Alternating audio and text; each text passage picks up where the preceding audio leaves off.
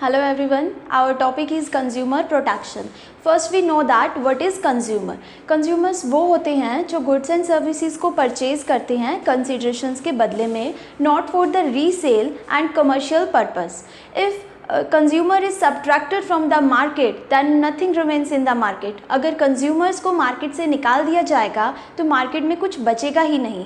जो हमारे consumers होते हैं वो market की एक center stage होती है, वो हमारे market का base होता है, इसलिए consumers को market का king कहा जाता है.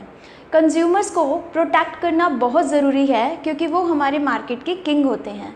उन्हें प्रोटेक्ट करना क्यों ज़रूरी है? क्योंकि उनके साथ काफ़ी सारे अनफेयर प्रैक्टिसेस की जाती हैं जो प्रोड्यूसर और सेलर्स करते हैं. वो अनफेयर प्रैक्टिसेस क्या क्या हैं? जैसे कि adulteration of goods. Adulteration of goods का मतलब होता है कि गुड्स के अंदर मिलावट करना, यानी कि गुड्स की फॉर्म को बढ़ा देना, उसकी क्वांटिटी को बढ़ा देना और उसकी क्वालिटी के साथ कॉम्प्रोमाइज़ करना, जिससे गुड्स ज़्यादा हो जाएं और वो उससे ज़्यादा बेनिफिट कमा सकें. अनफेयर प्रैक्टिसेस के अंदर आता है जैसे कि उन्हें पुअर क्वालिटी के गुड्स एंड सर्विसेज देना, उन्हें अंडरवेट गुड्स देना, या हम ऐसा कह सकते हैं कि आर्टिफिशियल स्केरिसिटी क्रिएट करना. इसका मतलब होता है कि गुड्स की शॉर्टेज करना, ताकि इससे क्या करते हैं प्रोड्यूसर और सेलर्स, गुड की शॉर्टेज करके कंज्यूमर को वो एक्सपेंसिव रेट में सेल करते हैं. और हम कह सकते हैं कि मिसलेड ऑफ एडवर्टाइजमेंट, यानी कि जिन्हें झूठी एडवर्टाइजमेंट दिखाना, उनके साथ झूठे क्लेम करना ताकि उनको अट्रैक्ट करके अपनी सेल को इंक्रीज़ किया जा सके.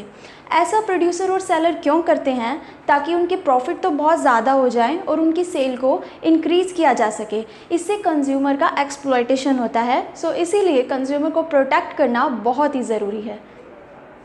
इसके लिए एक एक्ट बनाया गया है which is known as consumer protection act 1986. इसके कुछ की पॉइंट्स हैं which include this act is passed in Parliament in 1986 and come into effect in 1 July 1987.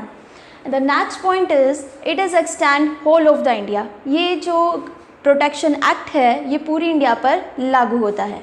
It is amendment in 1993 and 2003. The next point is it is cover all goods and services. इसके अंदर वो सारी goods and services आती हैं जो consumer personal consumptions के लिए use करता है, ना कि रीसेल एंड कमर्शियल पर्पज़ के लिए.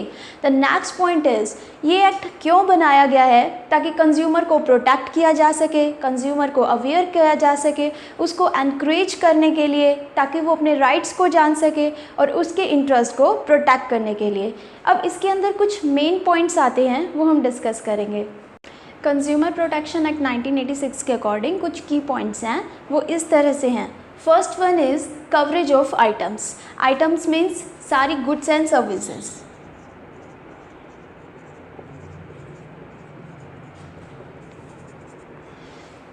गुड्स एंड सर्विसेज कौन सी? जो पर्सनल कंजप्शंस के लिए की जाती है, ना कि रीसेल और कमर्शियल पर्पज़ के लिए, जो यूज़ की जाती है for personal consumption.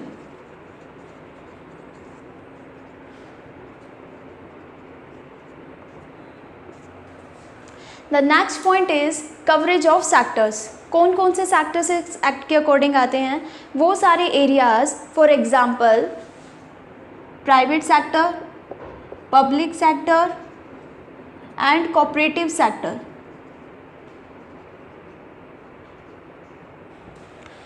The next point is compensatory nature, यानी कि अगर कंज्यूमर को कोई भी लॉस होता है तो उसके लिए उसे कंपनसेट किया जाता है, इवन उसे एक्स्ट्रा हेल्प भी की जाती है.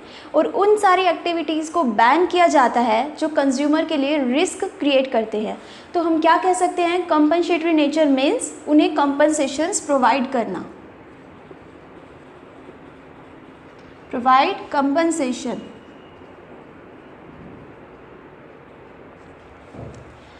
The next point is group of consumer rights. ऐसे बहुत सारे राइट्स हैं जो कंज्यूमर्स को दिए जाते हैं. वो कैसे हैं? जैसे कि right to safety,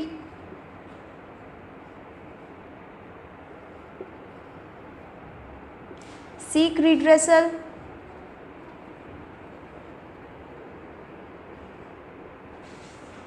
right to education, right to basic needs,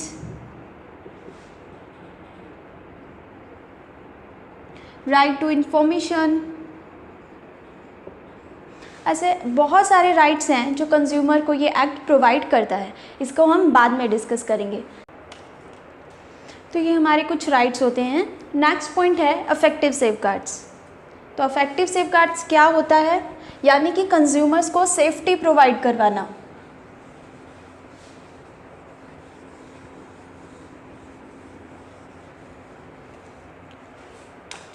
consumer को सेफ्टी कब दी जाती है, अगर प्रोडक्ट डिफेक्टिव है या फिर हम कह सकते हैं कि डेफिशिएंसी ऑफ सर्विसेज है, यानी कि सेवाओं में कमी। तो कंज्यूमर को सेफ्टी प्रोवाइड की जा सकती है और उन सारे एक्टिविटीज़ को जो कस्टमर को लॉस पहुंचा रही है, उन सभी एक्टिविटीज़ को भी बैन किया जाता है। नेक्स्ट पॉइंट है हमारा 3 tyre grievances redressal machinery. Grievances मतलब शिकायत, रिड्रेसल मतलब निवारण। शिकायतों का उनका निवारण किया जाता है, उसके लिए एक 3 टायर सिस्टम प्रिपेयर किया गया है। 3 टायर सिस्टम कैसे है, हमारा इसका फर्स्ट टायर है डिस्ट्रिक्ट फॉर्म, नेक्स्ट टायर है इसका स्टेट कमीशन,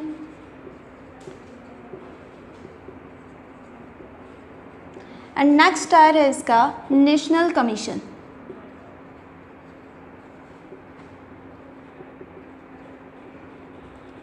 ये 3 टायर सिस्टम है जो इस एक्ट के अंदर प्रोवाइड किया गया है कंज्यूमर के ग्रीवियंसेस को रिड्रेस करने के लिए। Next point is time bound redressal, यानी कि रिड्रेसल मतलब मैंने आपको अभी बताया था कि निवारण करना।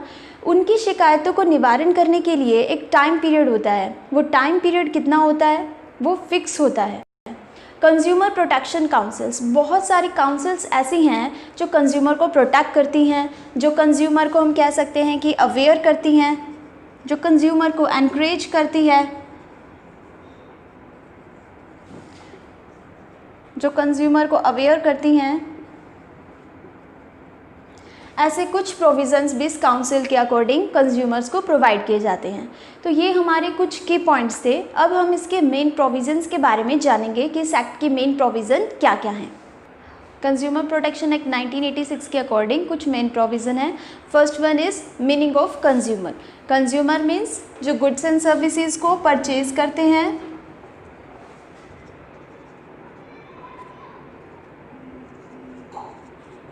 इन प्लेस ऑफ कंसिडरेशन, यानी कि कुछ अमाउंट पे करके,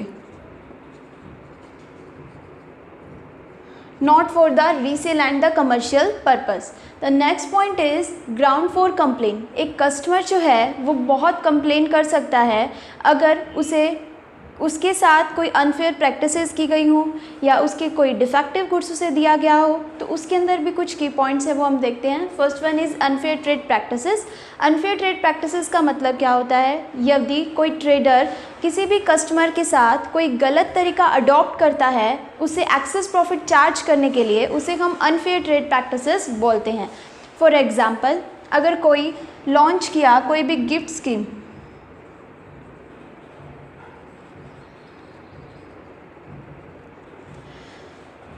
एक ट्रेडर कस्टमर को बोलता है कि अगर आप ये प्रोडक्ट लेंगे तो आपको इसके साथ ये गिफ्ट मिलेगा, जबकि उस गिफ्ट की जो ओरिजिनल कॉस्ट है, वो जो ओरिजिनल प्रोडक्ट उसे दे रहा है, उस गिफ्ट की कॉस्ट उस प्रोडक्ट के अंदर ऐड करके ही उसे दे रहा है।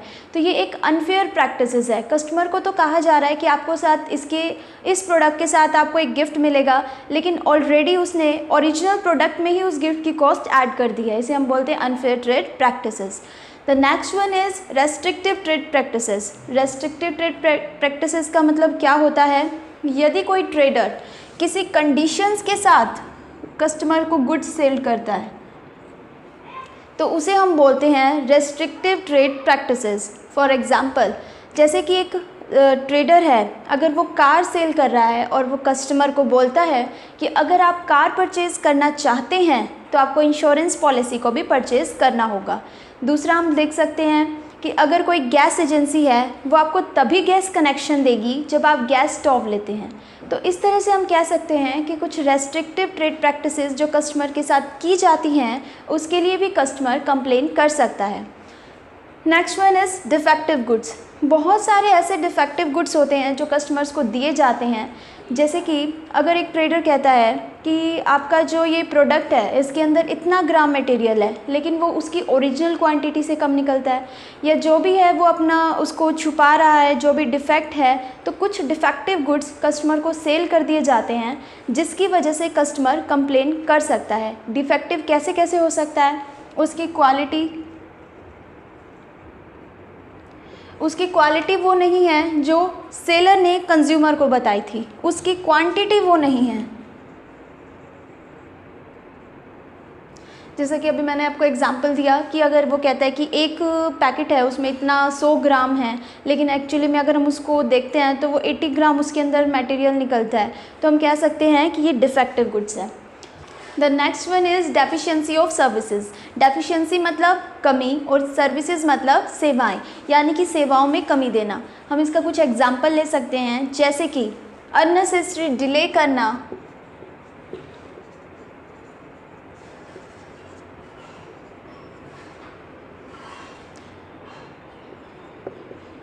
To provide loans by bank. हम कह सकते हैं कि बहुत ज़्यादा वो अपनी सेवाओं में डिले कर रहा है बैंक लोन प्रोवाइड करवाने में। हम इसका दूसरा एग्जांपल भी देख सकते हैं, अननेसेसरी डिले करना to supply the goods by transporting company.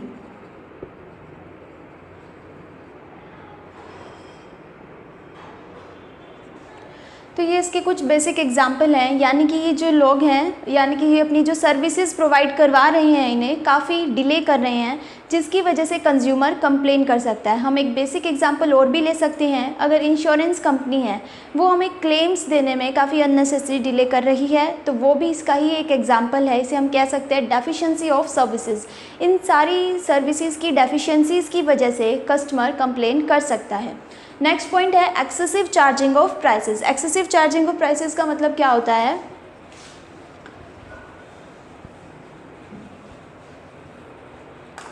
Excessive charging of price means over charging.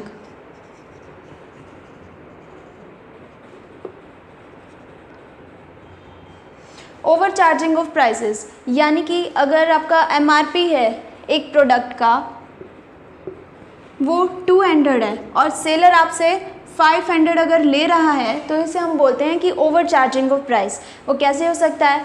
अगर आपका प्रोडक्ट का प्राइस कुछ और है या पैकेट पे कुछ और लिखा है या एक्ट के अकॉर्डिंग प्राइस कुछ और है और वो सेलर आपसे ओवर चार्ज ले रहा है, तो वो ओवर चार्जिंग के अंडर आएगा। इसके लिए भी कस्टमर कंप्लेन कर सकता है। Supply of hazard goods. Hazard goods कौन से गुड्स होते हैं? जो हमारी लाइफ के लिए काफ़ी डेंजरस होते हैं, यानी कि ये वो गुड्स होते हैं अगर एक ट्रेडर सेल करता है कंज्यूमर को बिना इनकी इन्फॉर्मेशन दिए, तो ये कस्टमर के लिए काफ़ी डेंजरस हो सकते हैं। फॉर एग्ज़ाम्पल जैसे कि इलेक्ट्रिकल अप्लायंस,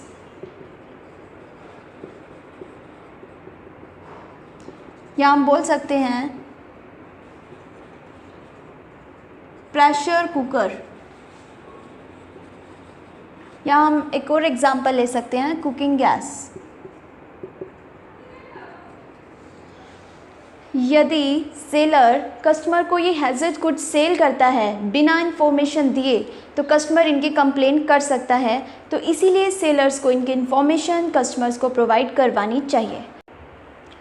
नेक्स्ट पॉइंट है कंप्लेन डिस्पोजल पीरियड, यानी कि जो कंज्यूमर है वो कंप्लेन कर सकता है, उसके लिए एक टाइम पीरियड फिक्स होता है। मैक्सिमम जो टाइम पीरियड होता है वो 3 मंथ्स का होता है, लेकिन अगर कोई स्पेशल कंडीशन है तो स्पेशल कंडीशन में वो जो टाइम पीरियड है वो 5 मंथ्स का भी दिया जाता है। तो 5 मंथ्स है वो किसके लिए है? फॉर स्पेशल कंडीशंस के लिए।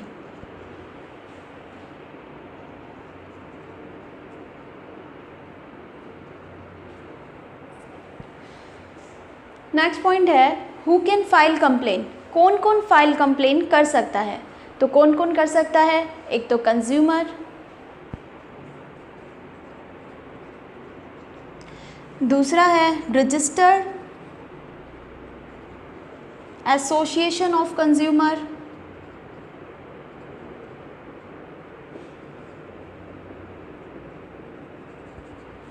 वन और more consumer,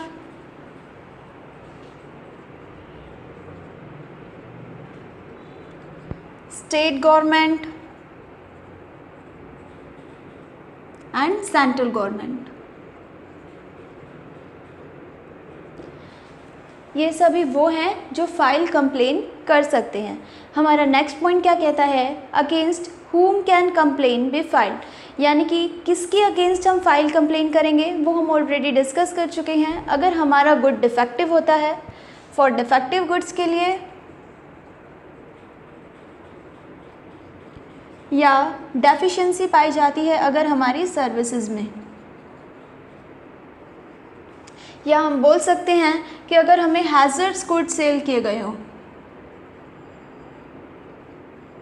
without the proper informations, तो हम कंप्लेन फाइल कर सकते हैं डिफेक्टिव प्रोडक्ट के लिए, डेफिशिएंसी ऑफ सर्विसेज के लिए, या हमें अगर हैजर्ड गुड सेल किए गए हों। हमारा नेक्स्ट पॉइंट कहता है कि हमारी कंप्लेन फ़ी क्या रहेगी। तो फिक्स्ड होती है हमारी कंप्लेन फ़ी, और हमसे कोई कोर्ट फीस भी नहीं ली जाती और कोई अदर फ़ी भी हमें पे नहीं करनी पड़ती। तो हम कह सकते हैं कि जो हमारी कंप्लेन फ़ी होती है वो फिक्स्ड होती है, जो डिपॉजिट करवानी पड़ती है हमें। हमारा नेक्स्ट प्रोविजंस है रिलीफ और रेमेडीज़ टू कंज्यूमर। हमारे कस्टमर को बहुत सारे रिलीफ और रेमेडीज़ प्रोवाइड करता है ये act. First one is removal of defect. अगर आपका प्रोडक्ट डिफेक्टिव निकलता है तो आपके उस डिफेक्ट को रिमूव किया जाता है। फॉर एग्ज़ाम्पल, जैसे कि आप मोबाइल फ़ोन लाए,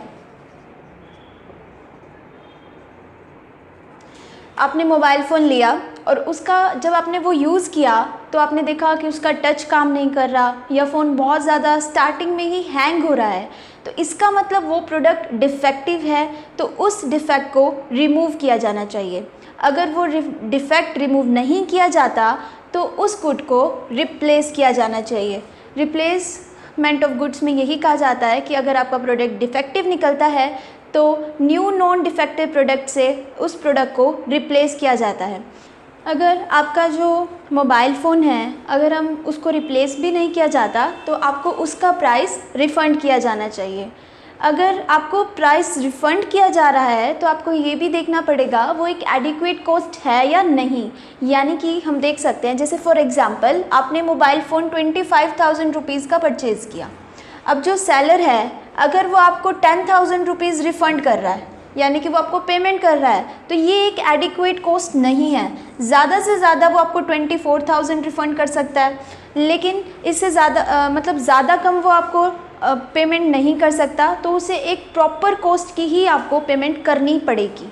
नेक्स्ट पॉइंट है हमारा अवार्ड फॉर कंपनसेशन।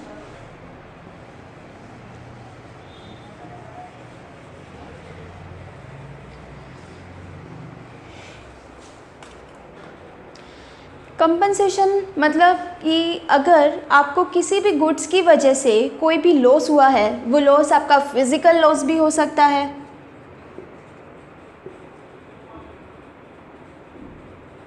आपकी हेल्थ का भी लॉस हो सकता है, या आपकी कोई प्रॉपर्टी का भी लॉस हो सकता है।